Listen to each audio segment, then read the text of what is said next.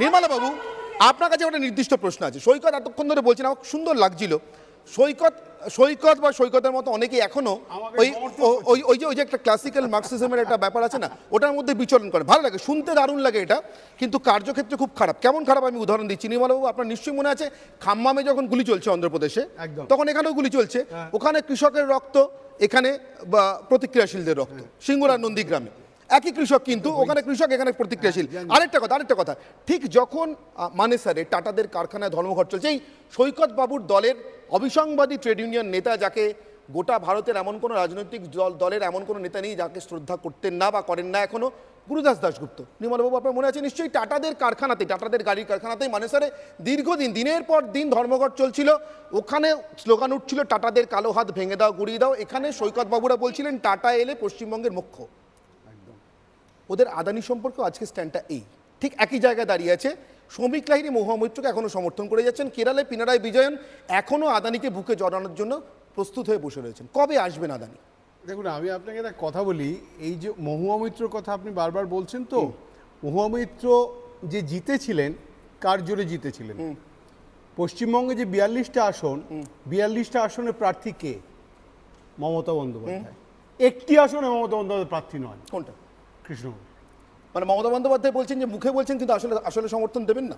আপনি সৈকত একমত? সৈকত বাবু, আপনি অন্তত নির্মলা বাবুকে পাচ্ছেন আপনার সমর্থনে? প্রশ্ন তুলছেন নির্মলা বাবু, সংক্ষেপে। না, আমি একটাই প্রশ্ন করছি, যে এথিক্স কমিটির প্রশ্নটা উঠছে সব জায়গা থেকে, যার তোলার কথা, যে 7 বারের পার্লামেন্টেরিয়ান, সে কখনো বলছে না কেন? এথিক্স কমিটির পুরো বিষয়টা নিয়ে মমতা বন্দ্যোপাধ্যায়ের একটাও স্টেটমেন্ট আজ অব্দি নেই। তবে মমতা বন্দ্যোপাধ্যায় এথিক্স কমিটির কথা না বললেও, হ্যাঁ বলুন।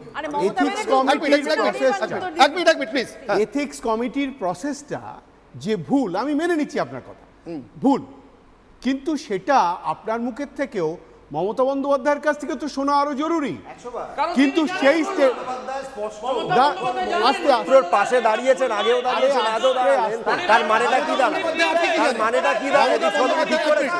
আপনি মমতা বন্দ্যোপাধ্যায় আর কি জানেন? মমতা বন্দ্যোপাধ্যায় আজকে ঝাড়খণ্ডের মুখ্যমন্ত্রীর, এক মিনিট সংক্ষেপে, আজকে ঝাড়খণ্ডের মুখ্যমন্ত্রীর পরিণতি দেখার পরে মমতা বন্দ্যোপাধ্যায় সম্ভবত এটাও জানেন যে তাকেও জেল যাত্রা করতে হতে পারে, কিন্তু হলে কি হবে সে উত্তরও নিজেই দিয়েছেন। কি উত্তর দিয়েছেন একবার মমতা বন্দ্যোপাধ্যায়ের বক্তব্য শুনে নেব। কি বলেছেন মমতা বন্দ্যোপাধ্যায়? দুর্নীতিতে ঘিরে ধরা তৃণমূলের মমতা বন্দ্যোপাধ্যায় কি বলেছেন?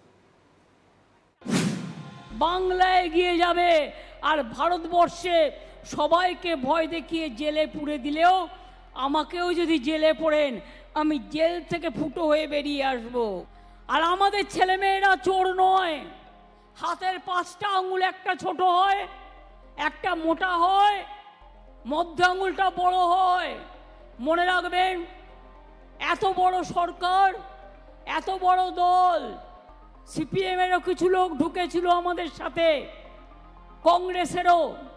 1-2জন যদি চোর হয় তাদের তাড়িয়ে দিন, তাদের বিরুদ্ধে ব্যবস্থা নিন, কিন্তু তৃণমূল কংগ্রেসকে চোর বলবেন না। নির্মলবাবু, খুব সংক্ষিপ্ত বক্তব্য, আমি 10 সেকেন্ড আপনার রিয়াকশন। 10 সেকেন্ড। মমতা বন্দ্যোপাধ্যায় যে কথাটা বলছেন, আমার তো মনে হলো তিনি সবগুলো আঙুলের কথা বললেন, শুধু বুড়ো আঙুলের কথাটা বললেন না। মানে আমরা যে আঙুলটা কলা গাছ হয় বলি, একদম মমতা বন্দ্যোপাধ্যায় প্রত্যেকটা জিনিস, শুনুন, উনি মহুয়া বলেন, মতুয়া বলেন, আবার সরপুরিয়াও বলেন। সুতরাং আপনাকে বুঝে নিতে হবে যে মমতা কি বলতে চান।